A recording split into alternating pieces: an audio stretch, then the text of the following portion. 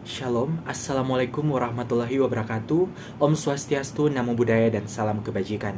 Perkenalkan, saya Deryliun Tohaseng dengan NIM 210711010787 yang pada kesempatan kali ini akan membahas berkaitan dengan materi terkait dengan naskah akademik. Dan pada kesempatan kali ini terdapat beberapa ruang lingkup pembahasan, yakni yang pertama pengertian naskah akademik, kemudian muatan dalam naskah akademik, prinsip penyusunan naskah akademik, fungsi naskah akademik, serta sistematika naskah akademik.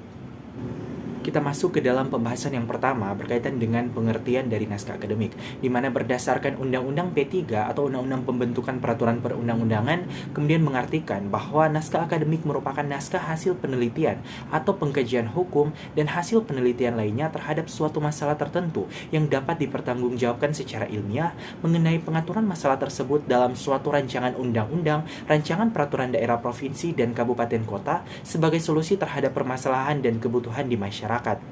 Pembentukan undang-undang sebagaimana ditentukan dalam pasal 43 Undang-Undang P3 nomor 12 tahun 2011 harus kemudian disertai dengan naskah akademik sebagaimana bunyi pasal 43 ayat 3 yang kemudian mengatakan rancangan undang-undang yang berasal dari DPR, Presiden atau DPD harus disertai naskah akademik.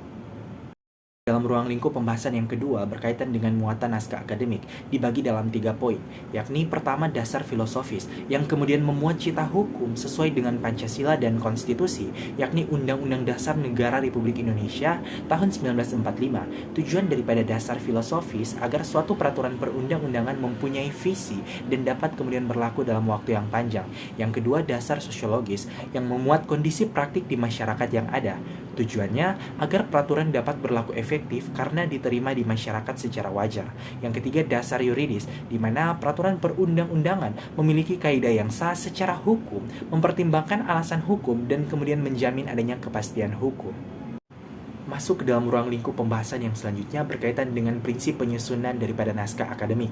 Yang pertama, prinsip good governance, di mana dalam prinsip ini penggunaan kekuasaan pemerintah secara transparan dan partisipatif. Prinsip ini pada dasarnya merupakan aturan hukum publik yang wajib diikuti oleh administrator dalam melaksanakan hukum positif. Kemudian yang kedua adalah principle of equality, yakni prinsip persamaan tanpa kelompok lapisan membedakan golongan masyarakat. Prinsip ini berkaitan dengan kesamaan atau kesetaraan di hadapan hukum. Yang ketiga adalah prinsip kepastian hukum. Keempat, pelarangan penyalahgunaan wewenang atau pelarangan adanya abuse of power. Selanjutnya, duty of care. Dan yang terakhir adalah principle of reasonableness, yakni prinsip berdasarkan alasan. Pembahasan yang keempat berkaitan dengan fungsi daripada naskah akademik. Terdapat 3 fungsi. Pertama, naskah akademik sebagai dokumen kebijakan terhadap urgensi penyusunan rancangan undang-undang atau raperda, yang kemudian memuat argumentasi secara filosofis, sosiologis, dan yuridis mengenai permasalahan dan kebutuhan hukum masyarakat terhadap perlunya pengaturan dalam suatu rancangan undang-undang atau raperda. Yang kedua, naskah akademik sebagai bahan atau pedoman penyusunan rancangan undang-undang atau raperda, berfungsi sebagai acuan penyusunan materi muatan yang akan diatur dalam norma peraturan perundang-undangan dan sebagai early warning agar rancangan undang-undang atau raperda yang disusun tidak tumpang tindih baik secara vertikal maupun secara horizontal. Yang ketiga, naskah akademik sebagai bahan pembahasan rancangan undang-undang atau raperda, di mana naskah akademik akan memberikan arah kepada para pemangku kepentingan atau stakeholders dalam proses pembahasan. Kemudian pembahasan yang terakhir tentang sistematika daripada naskah akademik. Bab 1 memuat terkait dengan pendahuluan yang dibagi ke dalam beberapa poin, yakni pertama latar belakang, kedua identifikasi masalah, ketiga maksud dan tujuan, yang keempat metode.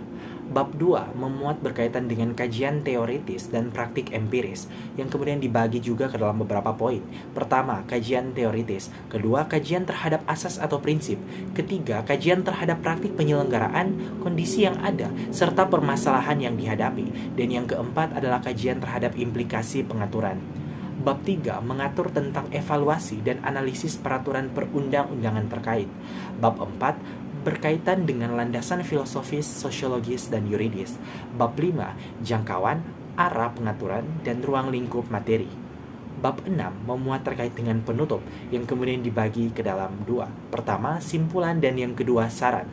Setelah bab 6, kemudian dimuat daftar pustaka, dan yang terakhir adalah lampiran daripada rancangan undang-undang maupun rancangan peraturan daerah. Demikianlah video berkaitan dengan naskah akademik, semoga dapat memberikan manfaat bagi para penonton. Sekian dan terima kasih.